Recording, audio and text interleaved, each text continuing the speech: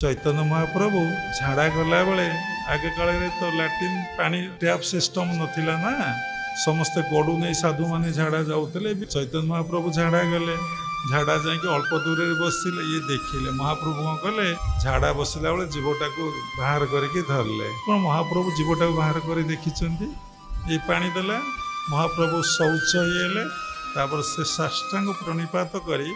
प्रश्न पचारला कहला गुरुदेव आपण झाड़ा बसला बेले जीवाटा को धरिकी कहीं बसते